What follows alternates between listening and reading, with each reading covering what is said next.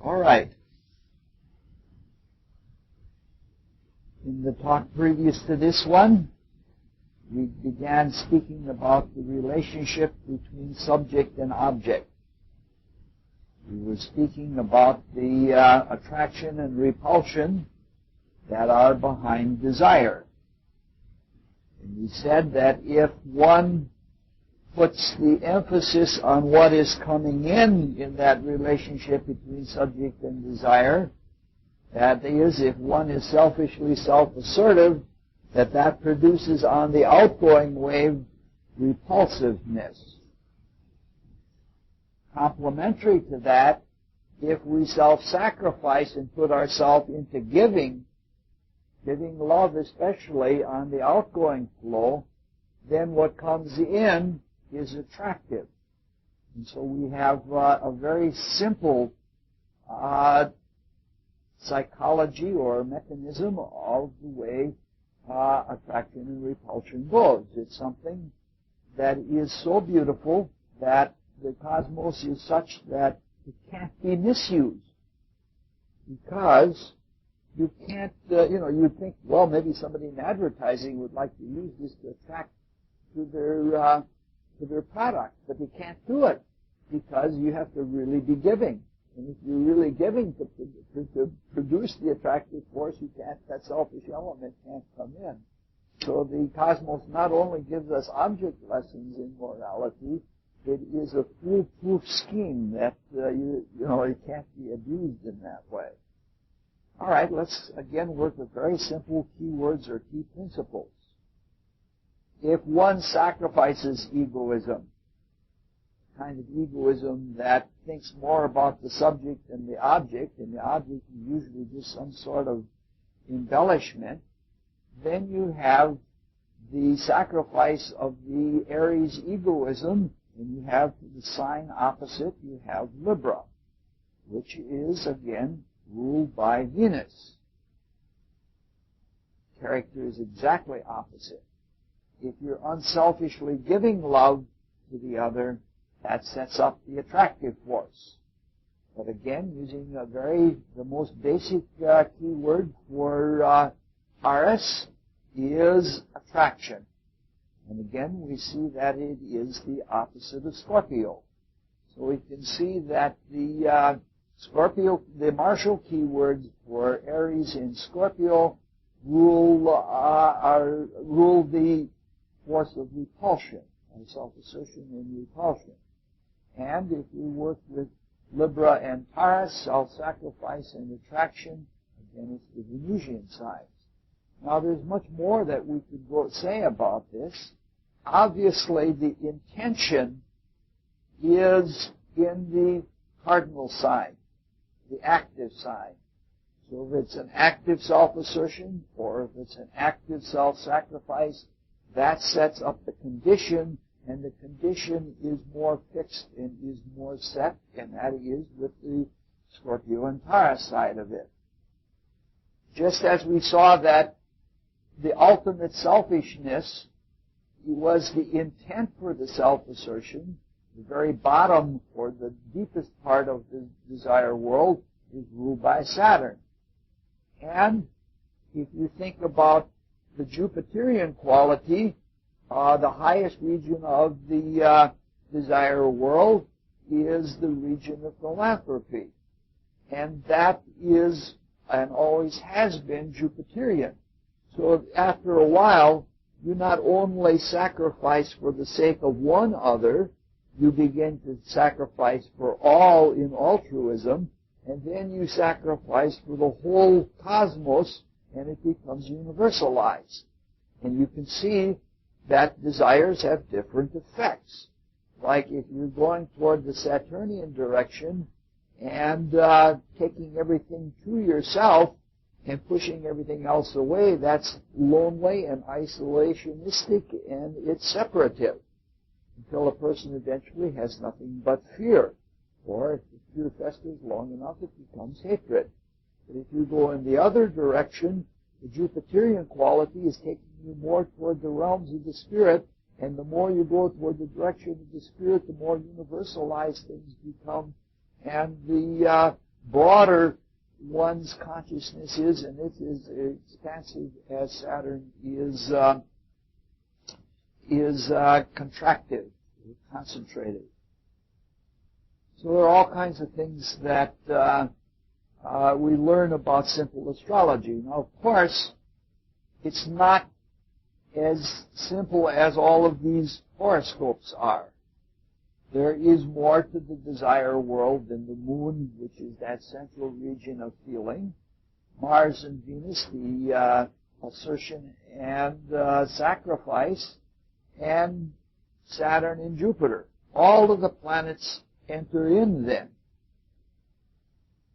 So if you have a horoscope that aren't as obvious as the ones that we're using as examples, what do you do?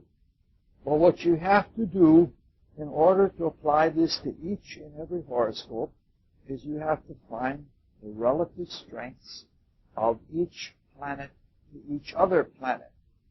And then you look at the relative strength of Mars. And looking at the relative strength of Mars, it gives you a quotient or a coefficient of self-assertion and repulsion. And similarly, the relative quotient, the relative strength of Venus to all of the other planets gives you the quotient of attractability. Now, you can do this in a kind of estimation mathematics, and you can even bring in a secondary factor with Saturn and Jupiter, and it works effectively. And it helps you to interpret all of the other aspects that are in the emotionality. But I'll tell you, it isn't a simple matter. We're doing some of that in an intermediary course, and it works. You can find it you can find out the degree of repulsion, even if there aren't a lot of Mars aspects that affect the desire. Well, it does work out. One would assume that if you could see into the desire world, you could tell this almost by the predominance of either shade or tint, that is black or white, or darkness or brightness that would be in the aura. You could tell that right off. All right, we're about ready now to do a tour of the higher desire world. And again, we have really simple lead pipe cinch kinds of horoscopes. We have enough. I think we've got just enough for everybody to get one. 3, 6, 9. But no, I don't have enough for everyone. I thought today we would certainly have enough.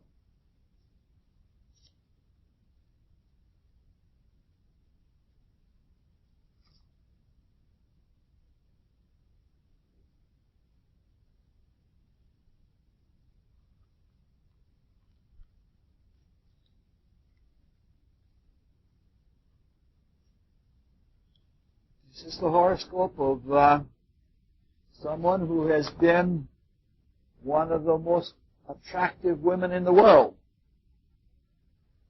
The horoscope of Elizabeth Taylor. Libra is rising, and Libra is famed for producing beautiful people, handsome people. Some of this is a very physical thing, physical beauty, symmetry, poise, balance, and all of those things. I think when Elizabeth Taylor was in her prime, she did the movie Raintree County. Her beauty was so much, it was almost astonishing how beautiful she was. But sometimes physical beauty is only superficial, and it doesn't represent a kind of a soul beauty.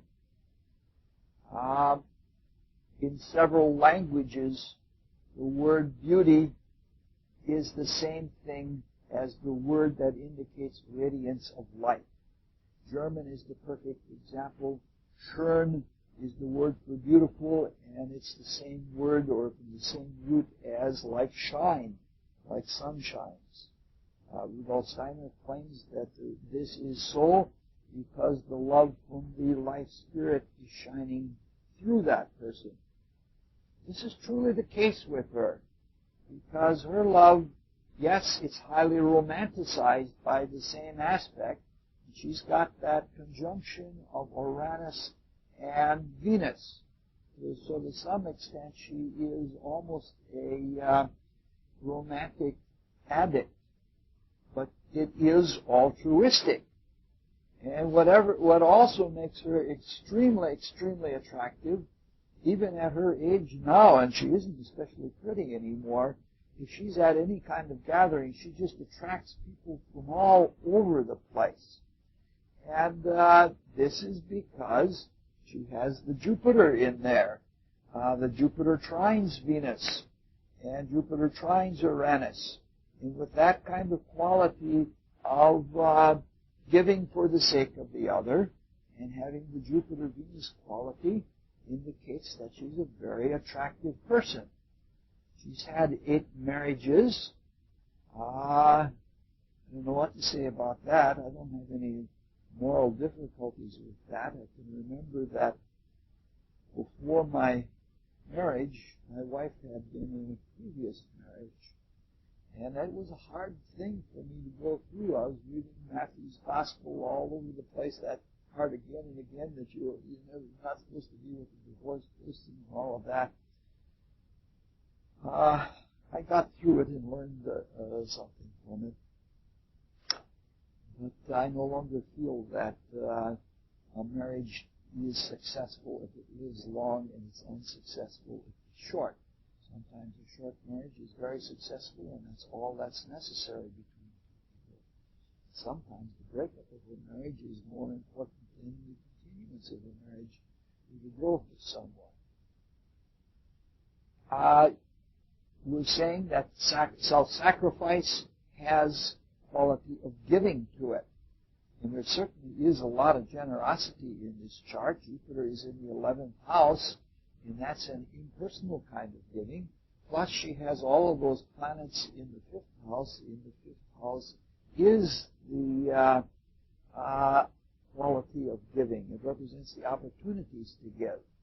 Unfortunately, they're all opposite Neptune, so she gets some kind of a strange self-abnegation, and she gets sort of the same feeling that the people who have AIDS have. She takes on the hatred of society, just as we saw yesterday in horoscopes with AIDS.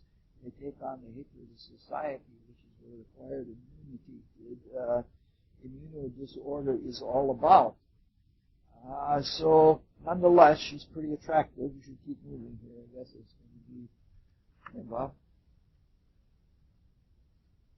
I don't think combust Mercury always works. I don't think it's something that you can claim as a mathematical fact. Sometimes when there is a close conjunction like that, it is there, and sometimes it isn't there. If it is in fixed signs, and it is combust, I have found it to be cases of people who spent a lot of the creative energy in non-thoughtful processing in a previous life, and so that when it came to rebuilding the archetype in this one, they had difficulty putting together a good mind because they were used to putting the sexual energy down, and so I've seen it in the charts of retarded people, retarded or worse people.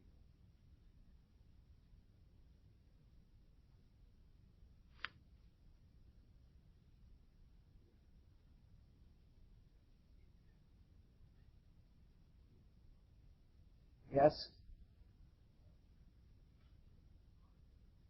I think that the oppositions to Neptune indicate what happens to her in that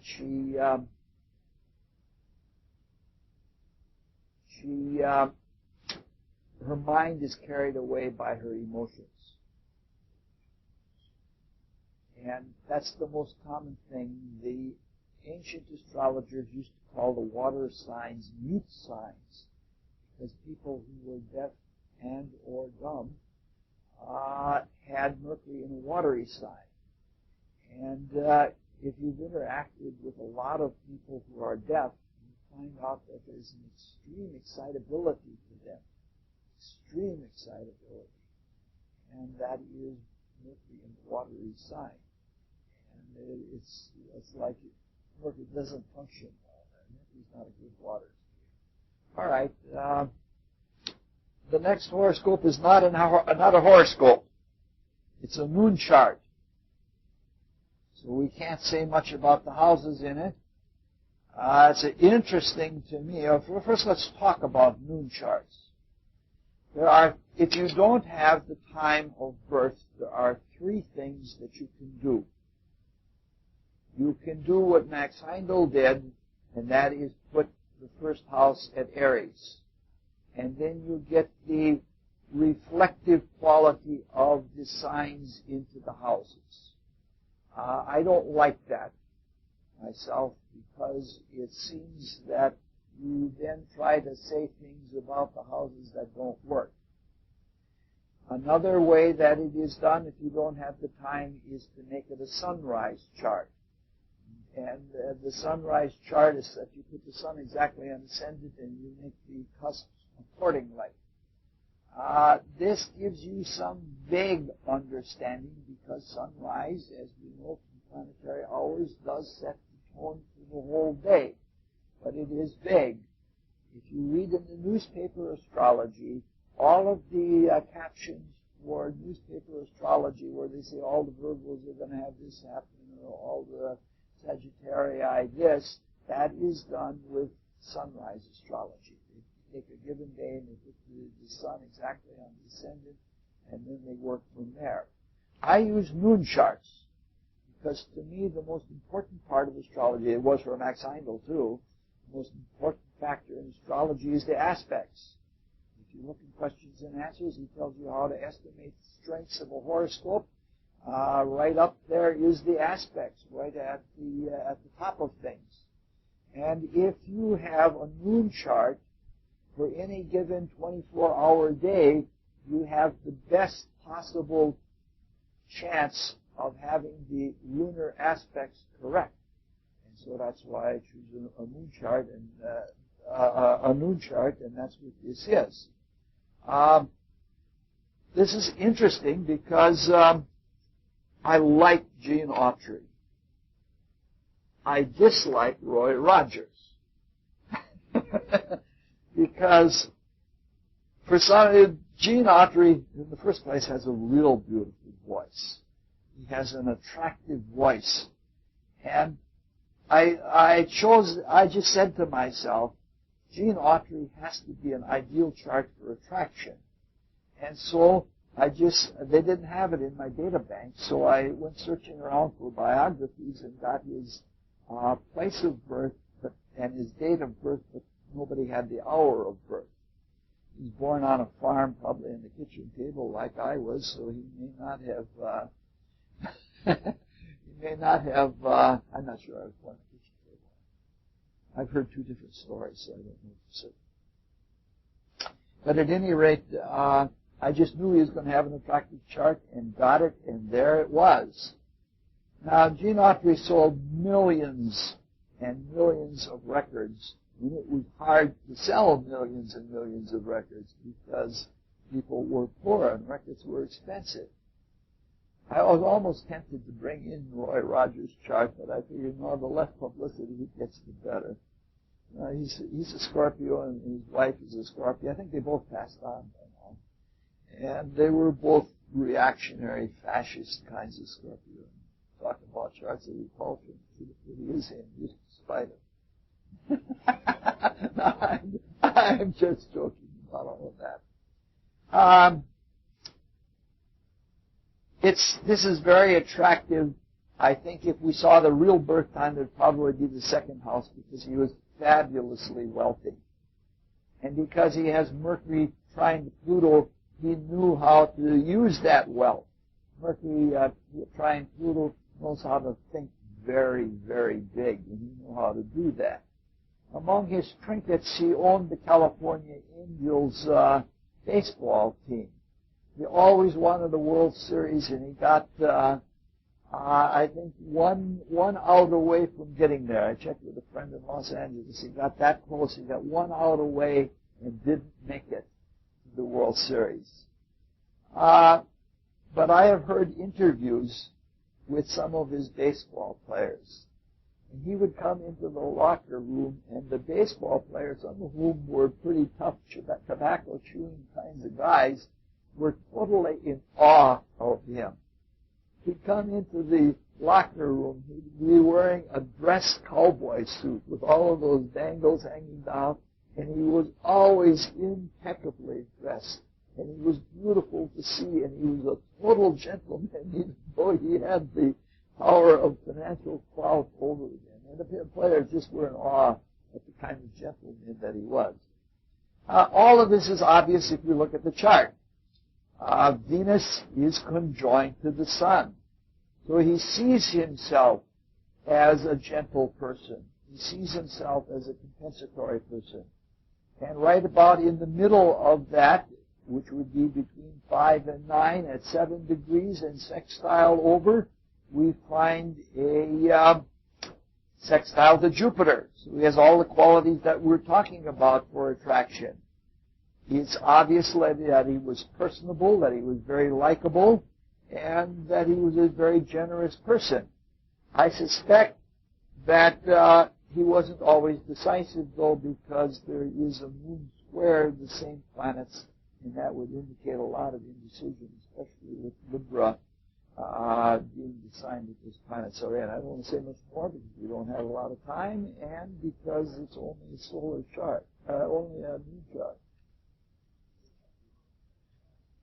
I said that if we had the real time, I would expect that the second house would be very strong because his personal possessions were huge, many millions of dollars.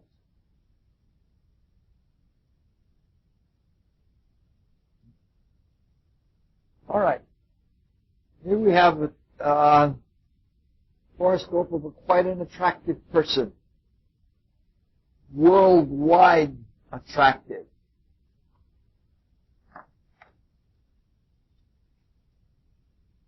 We're going to look at, for this one and the next one, we're going to look at elegant ladies.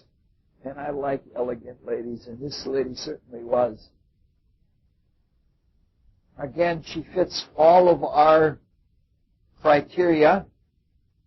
She's extremely generous. She has Sagittarius rising, which indicates generosity.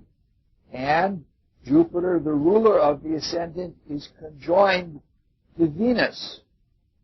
So this is again amazingly attractive. It fits all of the things that we would expect. She was one of the most beloved of all first ladies that we've ever had. Even her political adversaries loved her. Huh? You don't like her? Oh, my goodness. Huh. She was not beautiful the way Elizabeth Taylor is beautiful. She has that big, horsey Sagittarius smile. But she won people over. And she gave of herself a lot. She was raised extremely strictly. She was raised to be a debutante. And she was, in order to have perfect posture, they actually taped a rod to her back. And she was one of those people that had to walk with books on her head. And she went to finishing schools, and she learned French. She was sent to France.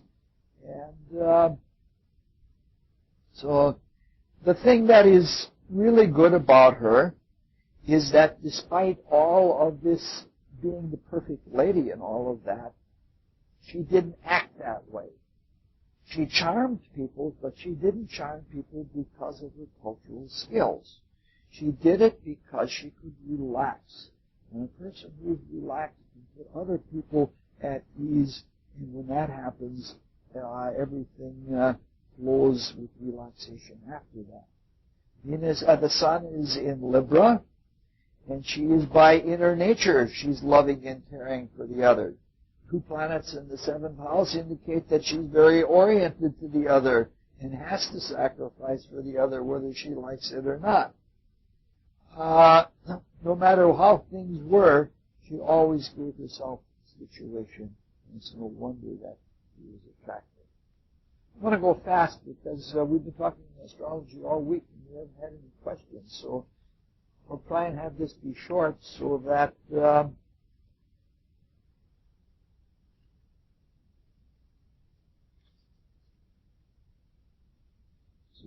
time for questions at the end.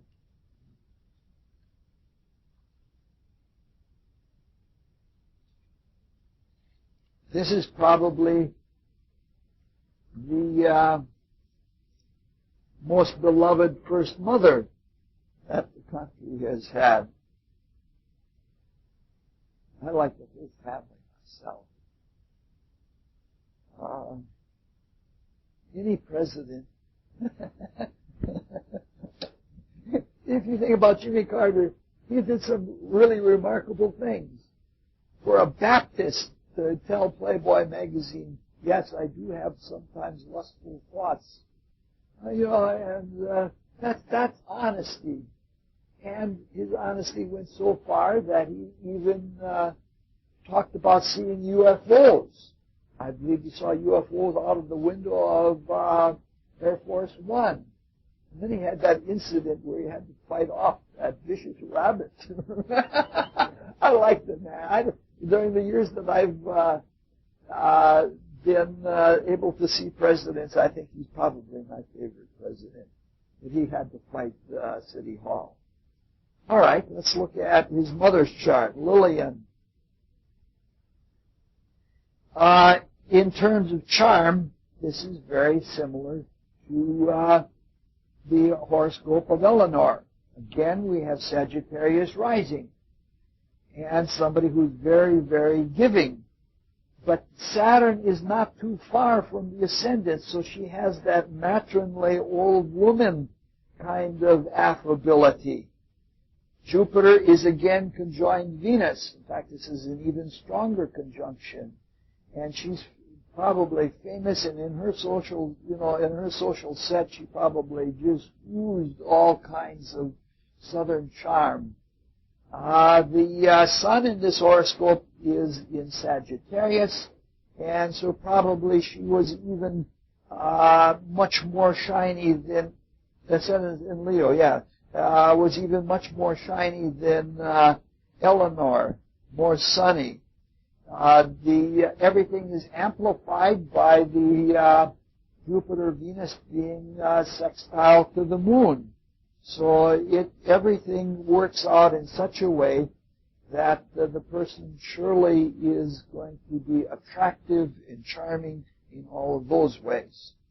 It's interesting that both Eleanor and Lillian Carter have Mars-Neptune aspects. And Mars-Neptune aspects, whether for good or for bad, often indicate charisma. So there's charisma on top of just plain loving attractability. Mars together with Neptune sets up a field of energy, and that field of energy can be used one way or another. We saw it yesterday in the Charles Manson chart. There was a conjunction. In Eleanor's chart, the Mars-Neptune were a little bit more difficult because of the opposition. In this one, the Mars-Neptune are a conjunction. With all those planets in the seventh house, she probably ruled the roost. All right, let's look at another chart. This is another chart that is in question about its accuracy.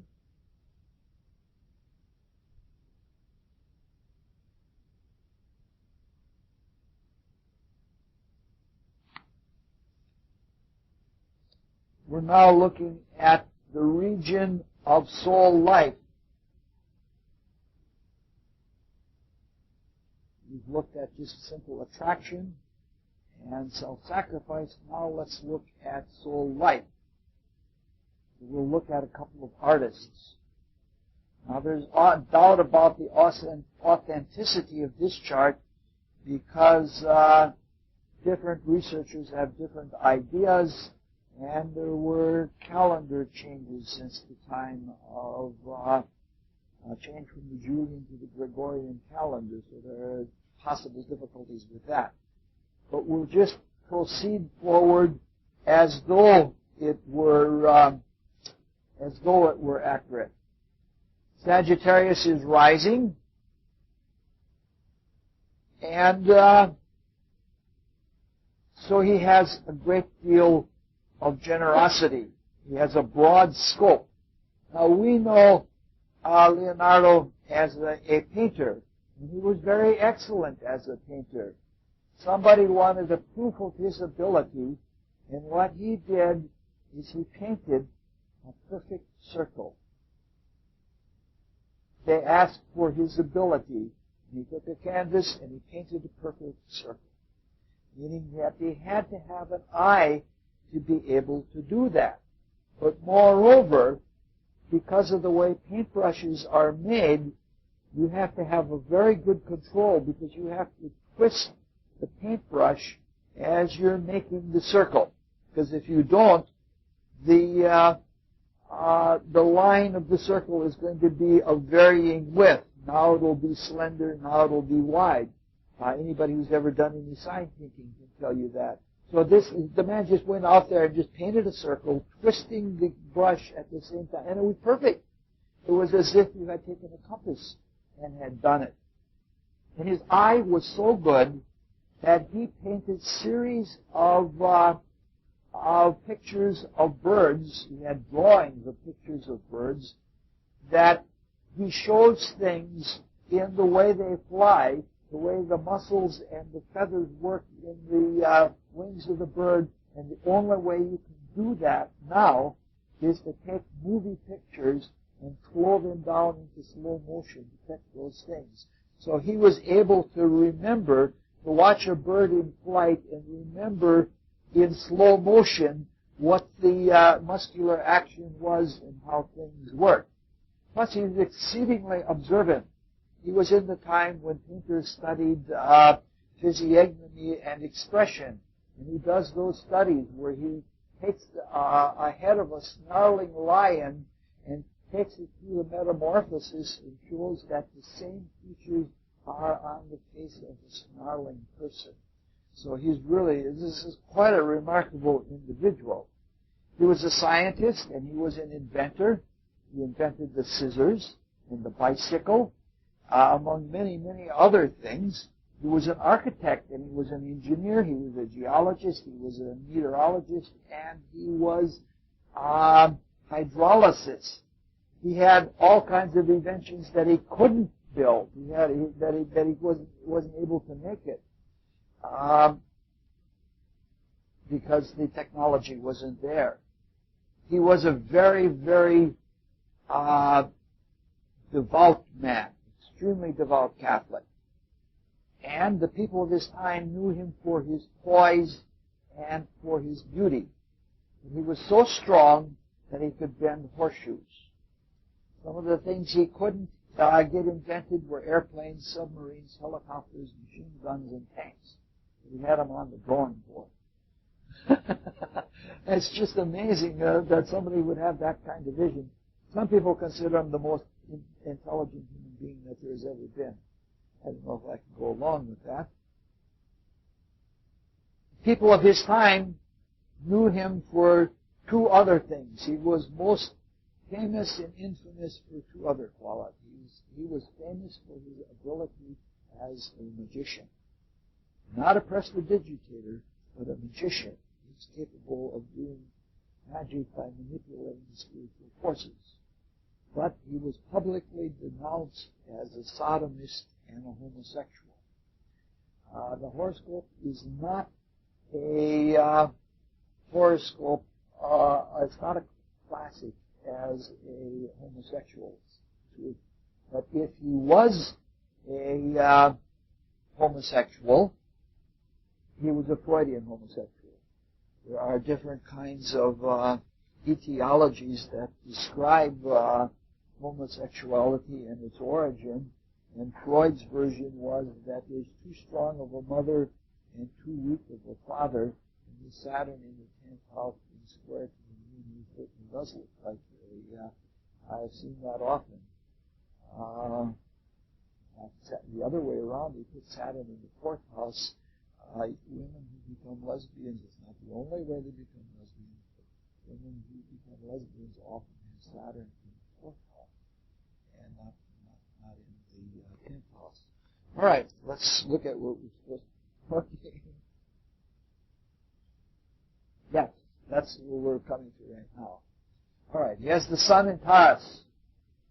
So he has the ability to compose things. And sun Taurus is excellent for composition. Now Jupiter, which rules the ascendant, is in a reasonably strong aspect with Venus, which shows this kind of, it's almost a greed aspect. This is the kind of thing when a person just can't stop giving or gives too much. And, we saw this yesterday in the chart of Jay Gould, and there was outright greed because it's too much. So he just kept attracting things to himself, and I think the way his art worked, he got on a roll when he got creative and just kept going on, never stopped. Jupiter also formed a stronger aspect, which is a trine to the moon, which magnifies all of those tendencies. And Pluto forms Venus forms a sextile with Pluto, and a trine with Neptune, which indicates a great deal of subtle imagination. I think it is through his art that he came into clairvoyance. He didn't go from clairvoyance to art. He went from art to clairvoyance, because I think Venus Neptune is the kind of imagination that would carry him into that. So he's able to hold things together with this kind of horoscope. Mars is very weak in this chart, and it's the kind of etiology of homosexuality that we're talking about that would reinforce Freud's point of view. I don't know what else more to say about it. If you want to make the horoscope, yeah, I don't know what to say about that. I can't say everything good I have because I didn't take a lot of time to study. I just looked for the attractive abilities and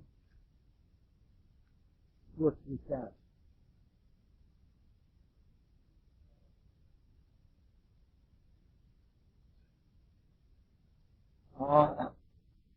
I don't know.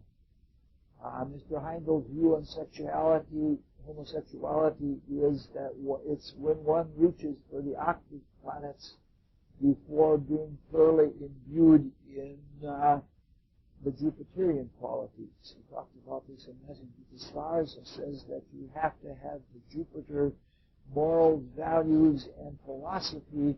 Otherwise, it's very easy to become errant and deviant when you run into Neptune and Uranus. And Uranus is most common in male homosexuality, and Neptune is most common in female homosexuality. And so I think with the carelessness of Jupiter in this chart, he was not so founded, and that sort of thing happened. All right, we have the horoscope of another artist. Yeah, but he certainly wasn't homosexual.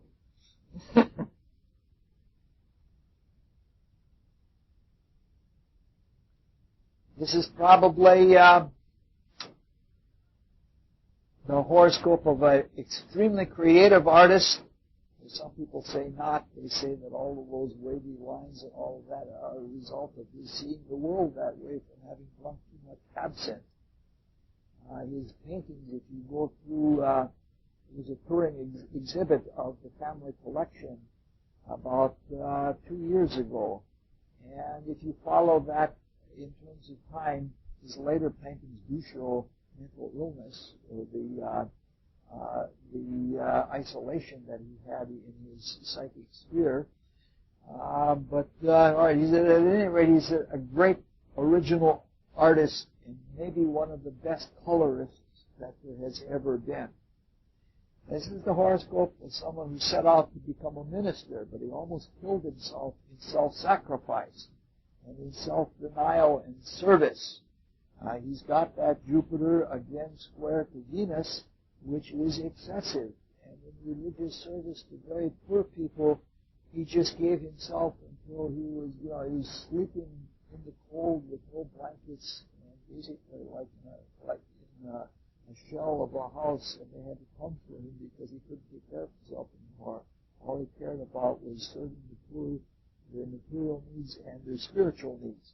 This is a strong fire-water chart. you look, you see a lot of planets in both fire and water, and the ascendant is in water. Fire-water charts are very good for creativity. Those opposing, if you just want to do scholarly work and sort of be a namby-pamby, you become an air-earth chart. But a fire-water chart is a chart that wants to create things. In all creation, it's the struggle between fire and water, which is the same struggle as that of the Lucifers that we were talking about last night. The chart, again, has the Jupiter square Venus, which indicates extreme generosity and extreme attraction. And again, he's like Leonardo. This is a person that would get on a roll and would maybe paint 3 paintings within a day. He almost couldn't stop. He would get a conception of something. He couldn't stop himself, and he'd just keep going and going and going like that. Again, he's probably very good at composition, but not as composed, because of the planets and stars, but not as composed as Leonardo. There is some repulsion in this chart, not from Saturn, but from the Sun in Aries and the strong Mars. And so this is somebody that constantly fought the battle of attraction and repulsion, even in the subjects of his art, in the way he uses opposite colors, strong colors with little fringes of the opposite color, is sort of like an attraction-repulsion type of quality. This is somebody that is excited by beauty. All right, let's move one level up in the desire world and go to the realm of soul light. By the time we get to the realm of soul light, the giving has gone beyond just attracting things in composition. The consciousness is so much focused on the other that one becomes altruistic. So the more the emphasis as we go on, the higher levels is going to be more and more other-oriented. This is perfectly psychological, because that's what we'd expect, that in the beauty of things, we see the beauty of the pure spirit as it goes through all people, and the attachment to individuality becomes less and less. Now, it's hard to find altruistic charts, because the world doesn't celebrate altruism.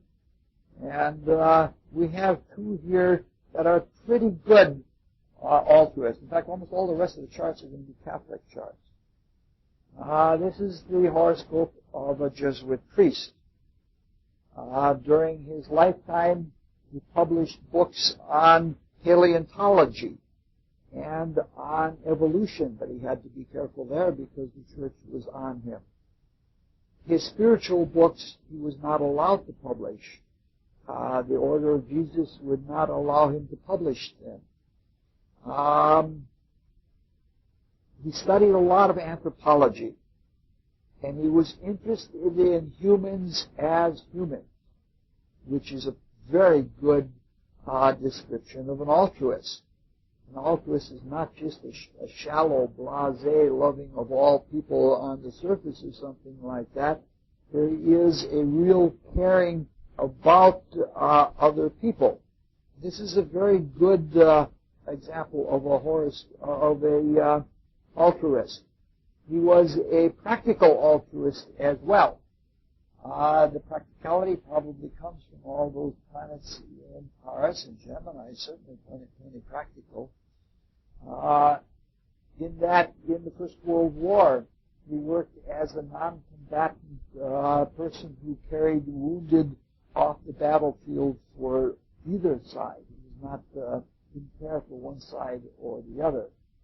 After his death, when the order no longer could control him by his oath, his other books were published, and they're called The Divine Milieu and the Phenomena of Man. And in them, his altruistic views come out.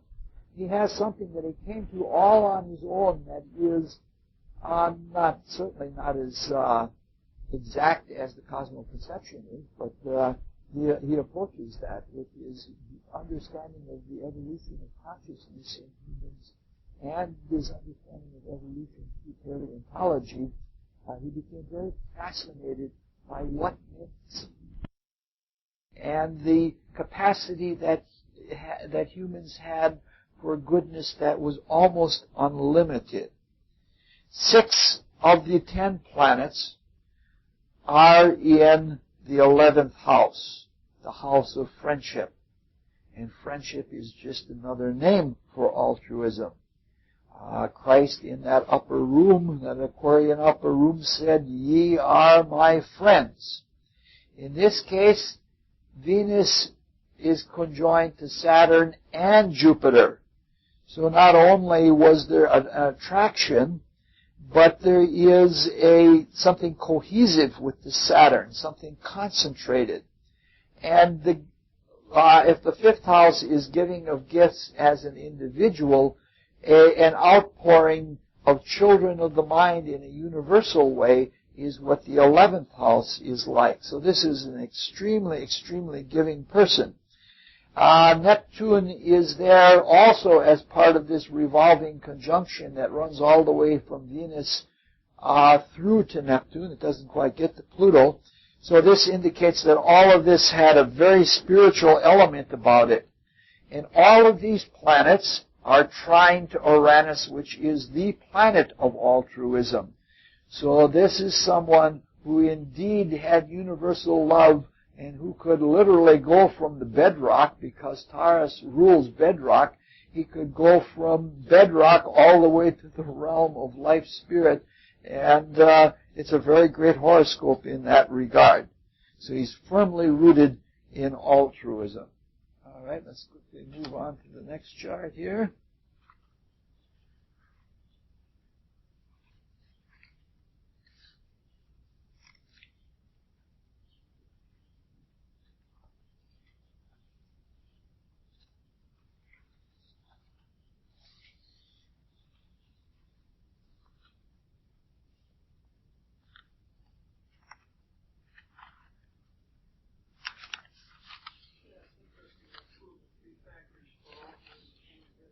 Yes, yes.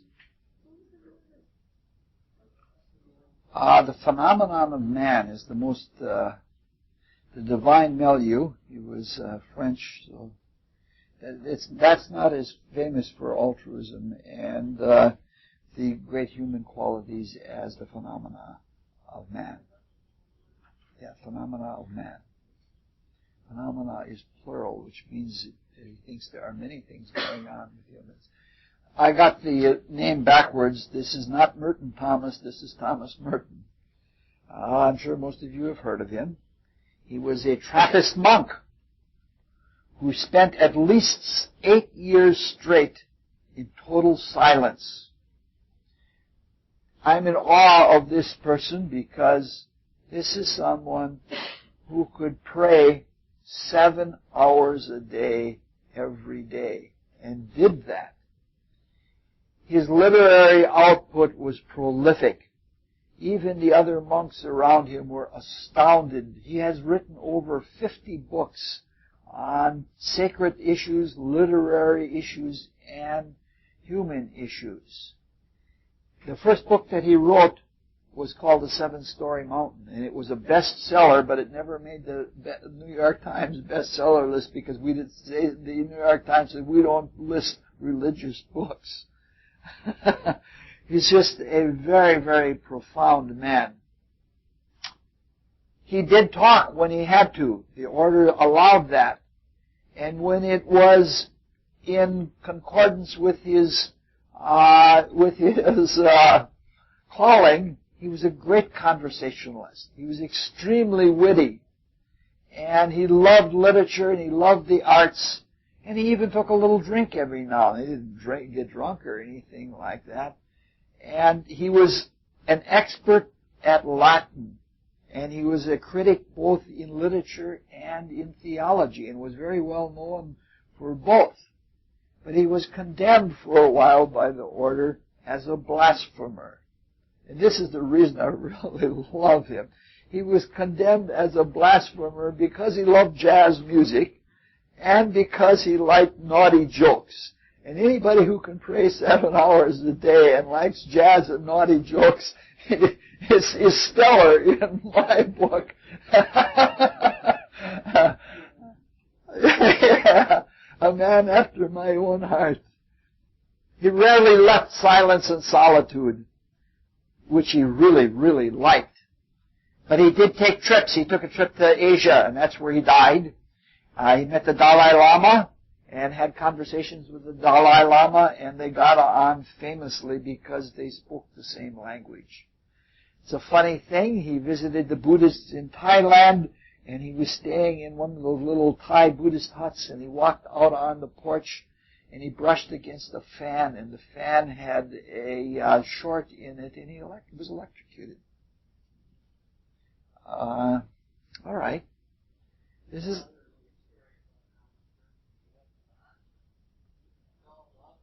Oh, yes, I forgot to mention that. Yes, he had an enormously difficult time. This is the opposition of Moon to Uranus and the Sun. The 5th house is love affairs, and the 11th house is like altruism and friendship. He fell in love with a woman, and he struggled over it month after month after month because he had taken these vows.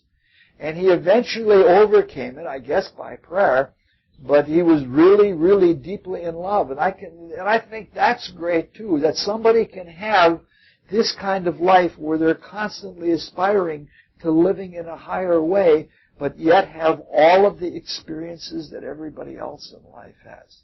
Can you add something more about the love affair? It was. Oh.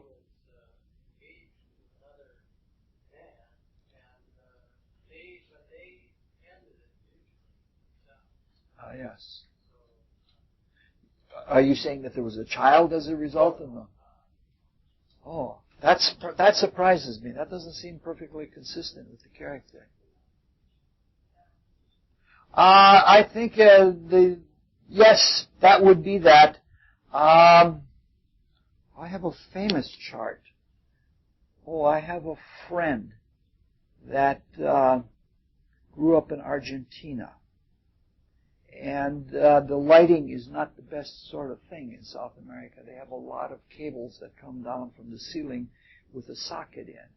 And she was a child in bed, and there was no bulb in the socket. She was following with her finger around the coil, and she got up in there and she got shocked. And she lost all capacity to speak for over half a year. And they tried speaking to her and they couldn't do it. And what happens in things like that, some languages are found in one part of the brain, like Sanskrit is found in a very obscure part of the brain.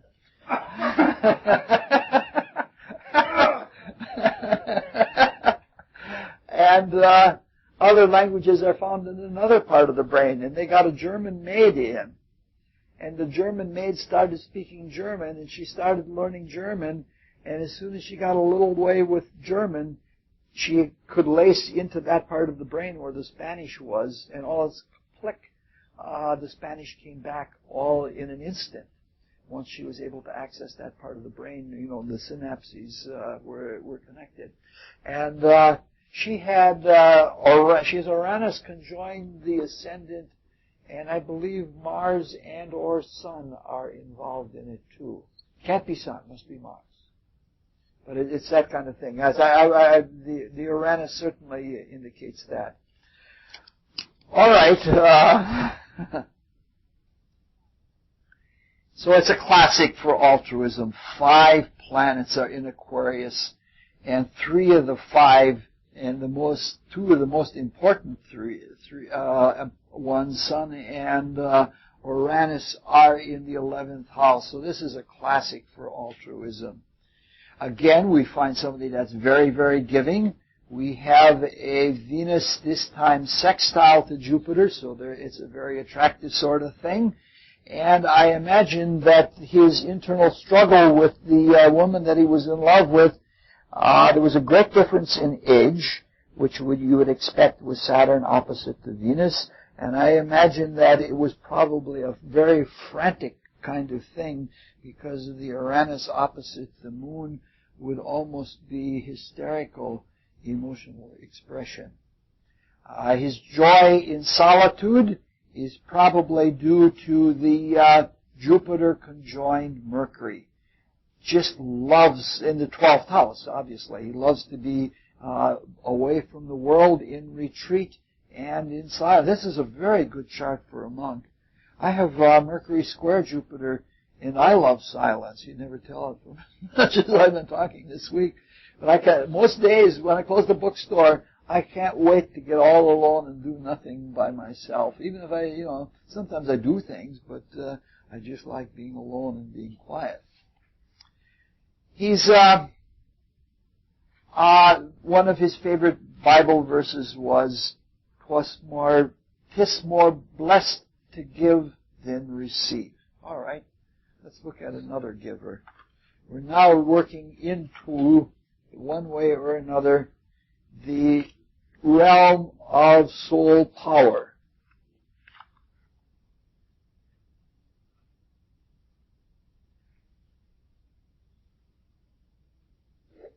Normally when we hear the word philanthropy, we think of gifts and foundations and donors and things like that. And that is true.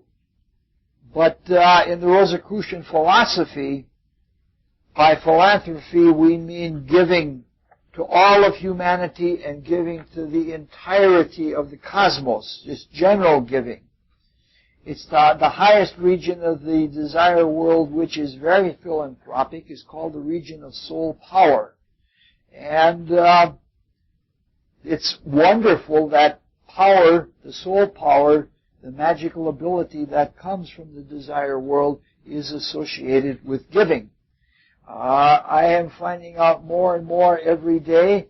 Who was it? It was either Earl or John that talked, I think it was Earl, talking about how do you domesticate something, or how do you take somebody, was it you? It was you, okay. How do you domesticate something? You give it food. And when you give, you have power. But it isn't a personal power, it's a more general kind of power. All right, let's look at material philanthropy first. We have Andrew Carnegie, who was the first billionaire in the United States. The first billionaire quite a long time ago. He founded United States Steel, which is now, what did they call it? United something or another. They don't have anything to do with steel anymore. USS doesn't own anything with steel. Andrew Carnegie was one of the greatest donors in U.S. history.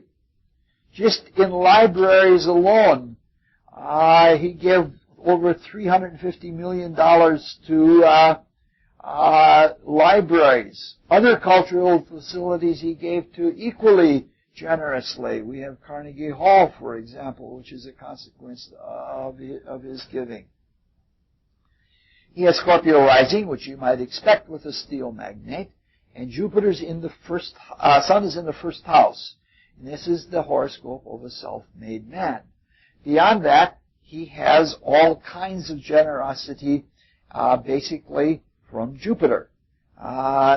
He has a little bit of trouble with power because of the Jupiter is squared Pluto, and that has to do with power and prejudice and all of those things. He doesn't have the Venus-Jupiter that we had, so he has to be doing his giving by the Venus all alone and not with the Venus-Jupiter aspect. And for some reason, this says to me that maybe some of his generosity and philanthropy was shallow and not really philanthropical. It wasn't like he was really giving of himself. So let's try to get to some other philanthropy. Yes.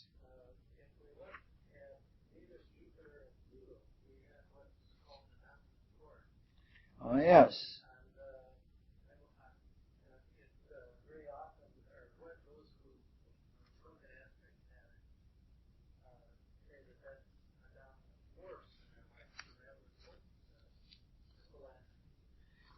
Yes, since the orb is good, I would agree with you. I would call it an external square trine.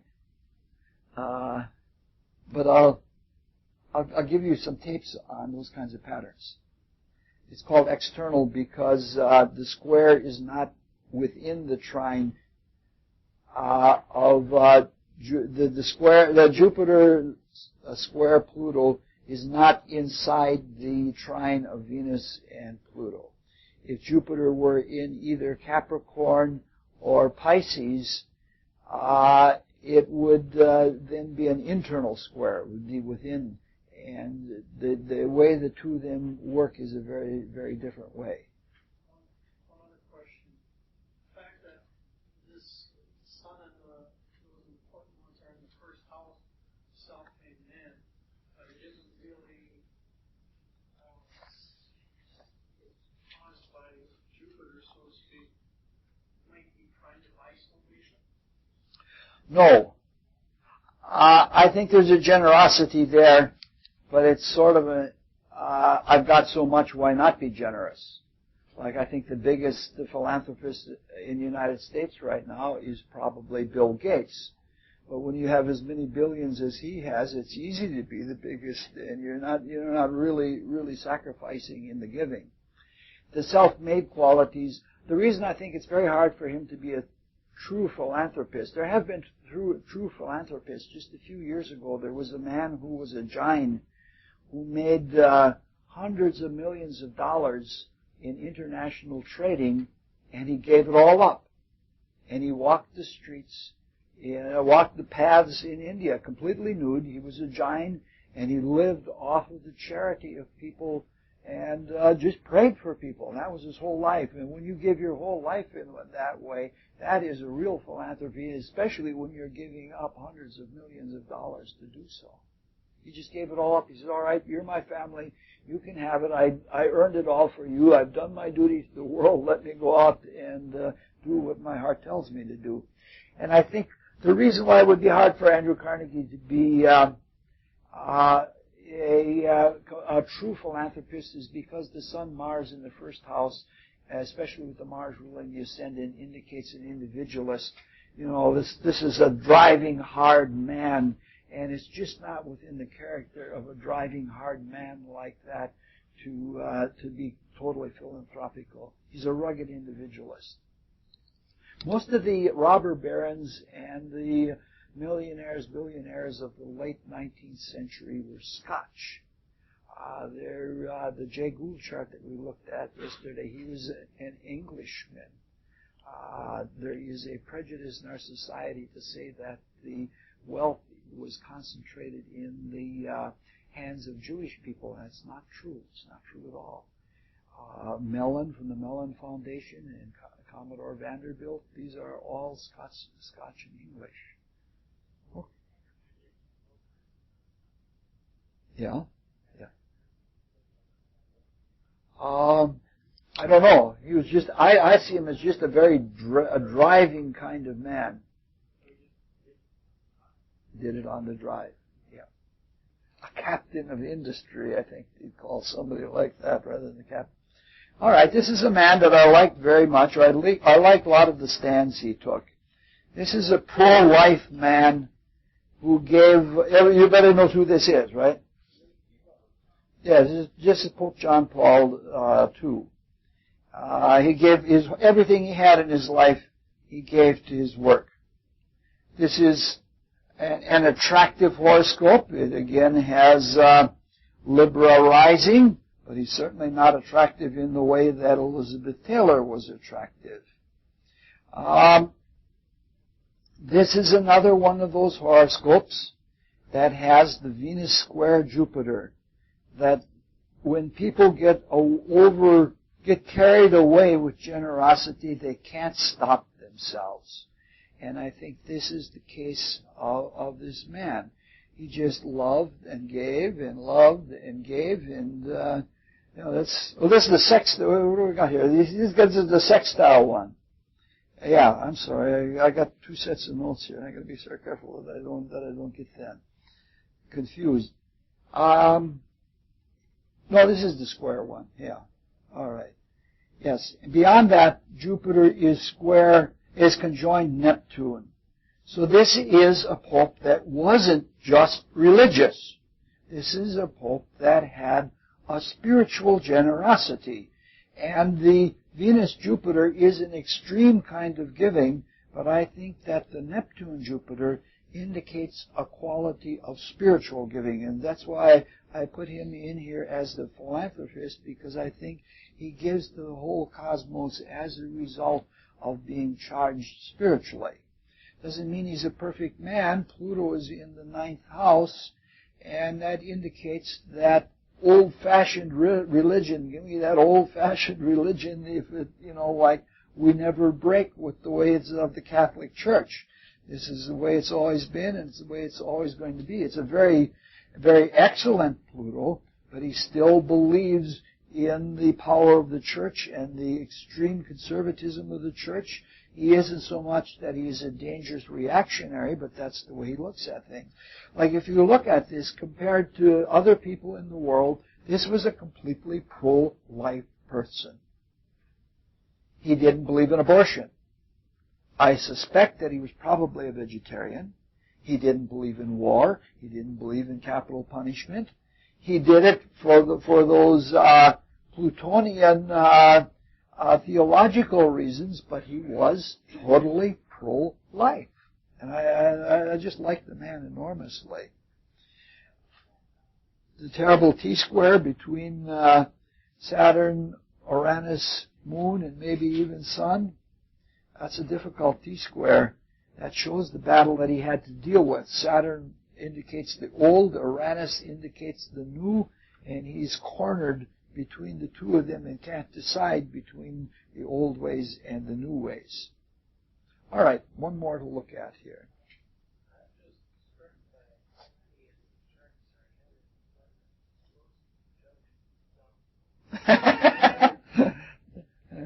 I don't know whether that has to do with these people, because you'd need a large sample for that, or whether it has to do with the investigator.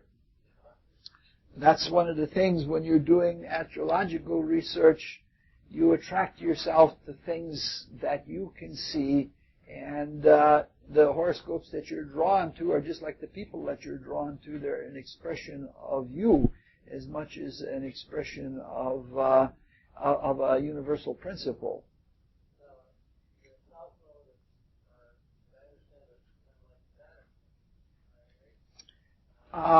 Saturn principle, I think there's a better way to look at it. The moon is the physical consolidator. Like the moon cycle between the sun and the moon, the life comes from the sun, but the consolidation into form comes from the moon. And when the moon is going north at the north node, that's the beginning of the part of the cycle that the moon is consolidating. But when it comes to the south node, it is deconsolidating. And so the south node has a deconsolidating quality to it, and I would think a softening of hardening or a decrystallization, if you like that word. I don't like the word crystallization, because crystallization to me is a high state, but hardening is not. But we're going to talk about that tonight. Talking about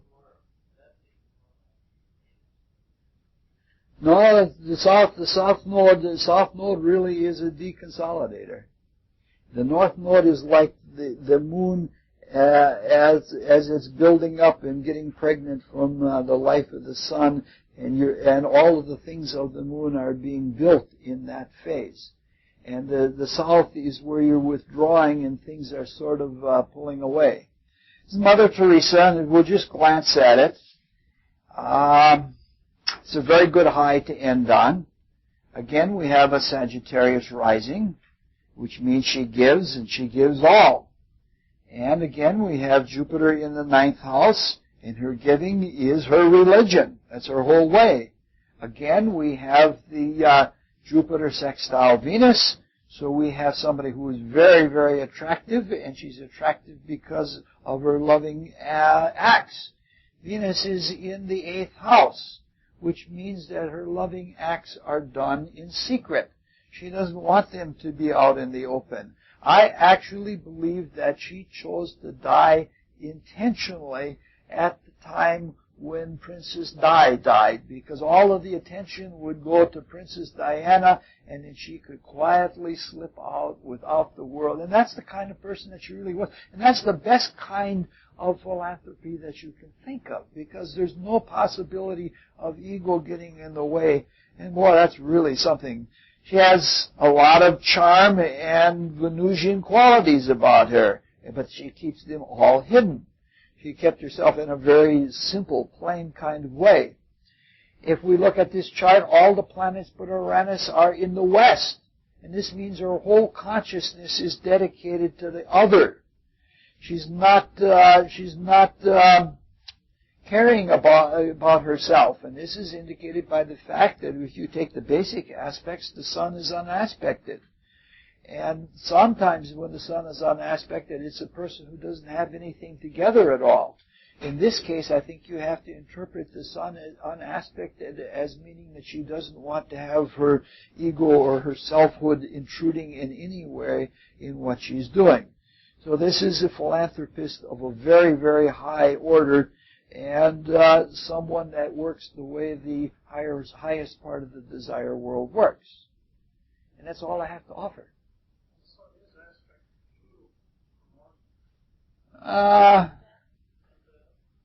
Yeah, it was pretty weak. Yeah, not really strong. The moon, the sun, no, the moon's got all kinds of aspects. The moon's a sextile to Neptune. All right. If there are no questions, I was going to have this open for questions. I have a set of charts here if anybody wants a full set of charts that didn't get a set.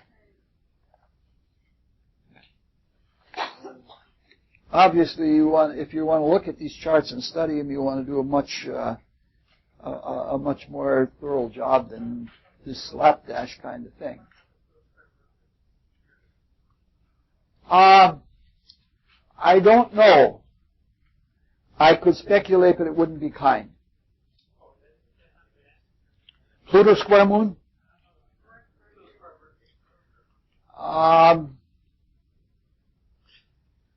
Pluto square Mercury is someone who is inclined to extreme mental blocks. That someone who confounds oneself mentally.